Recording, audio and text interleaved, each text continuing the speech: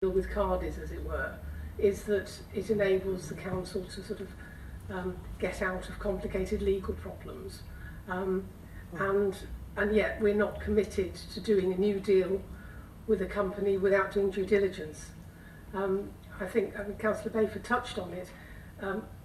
I can easily foresee a situation whereby we're not quite out of the legal side of the current agreement, and we're not quite happy with the due diligence on a potential new agreement, and it seems to me that leaves us a lot more exposed than we are at present. Would you like to comment? Well, only insofar as, you know, we will only enter into a new agreement if we're happy with the new agreement. Shouldn't be no new agreement. I mean, and the due diligence is satisfactory to us. I mean, the new agreement has to stand up in its own right. It has to be satisfactory to the council in its own right, regardless of any other issues. If it isn't, then we won't enter into it.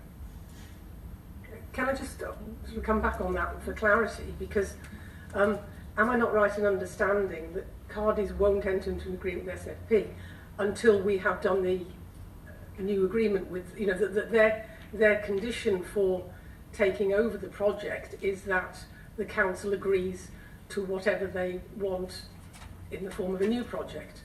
So how can you separate the two? I don't think it is a problem in the way that you're suggesting it's a problem. I think we will.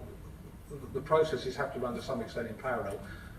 I can't speak for Cardi, but my understanding is Cardi will not acquire SFP unless there is a new agreement in place. If there's not a new agreement which we're happy to agree to, they won't acquire SFP and we'll be where we are now. Perhaps I could just clarify. The position is that we, you know, arguably we could remain, we could follow the legal route in respect of the default notice that we have issued, which has started the process. We could follow through on that process. That is an option, but that would take years, in our view, in order to do that. That's fine. So the view is being put forward that actually, rather than just follow that process, take the opportunity, which we are required to be reasonable within this agreement. That's why there's a mediation process in place, because there is an expectation that these issues you try to resolve these issues. You don't automatically just go to litigation. That's why these clauses are put in these contracts in the first place. So we are duty bound to undertake this conversation and get into this discussion. So that's what we've done, and one of the solutions as a result of that is to look at the possibility of a new agreement. Now, this council will not enter into a new agreement unless it's satisfied that the party with which we would be getting into that new agreement with is an appropriate and creditable company, i.e. the necessity to undertake due diligence. The agreement that we would be undertaking or looking at would be subject to, so it's in our interest as a council, subject to actually Cardi's taking over SPF. Otherwise we would not be entering into that agreement. So it's that way round and not the way round that it sounds that it's being imposed, with all due respect, Chairman, unless I've misunderstood you. I hope that clarifies the position that we think we're in. Thank you. Just one more, I'll come back on that. I think what I'm saying is that if we are going down a specific route and not following other routes at the same time, because we're assuming that this route is going to be successful, dare I say, Thanet has a track record of disappointment, and I would, you know, I can't quite see in any of the paperwork that we've had so far a suggestion that that we have a plan B that is running parallel to plan A, if you like.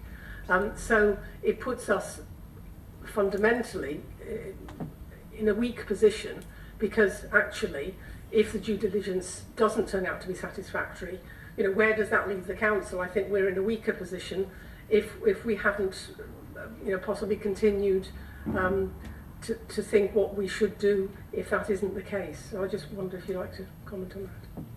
I think that's an absolutely valid observation, and I think what we would be saying is, as far as we're concerned, we do have Plan B, and that Plan B is to continue with the process that's included within the current agreement, because that's why, in fact, we have served that notice. So we are leaving those options open to the council. We have not shut those options off at this stage. Sorry that we haven't made that clear. Thank you. I think Councillor Driver asked to speak, and then Councillor Baker. Yeah, just an observation, Chair. The reading the report and the other documentation that's been put around, again gets back to my original question about the legal advice. It may take years to complete the process that we began to take, but it's going to be a decision of members if it takes years or not, whether we go down it, not officers. We decide, and it's our view, and we make the decisions. So you know, that should be quite clear that it's not going to be officer driven. Members decide if legal action is going to be taken.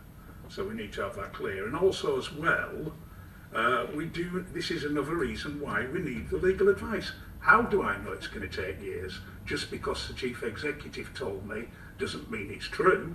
Yes, I want to see the legal advice myself.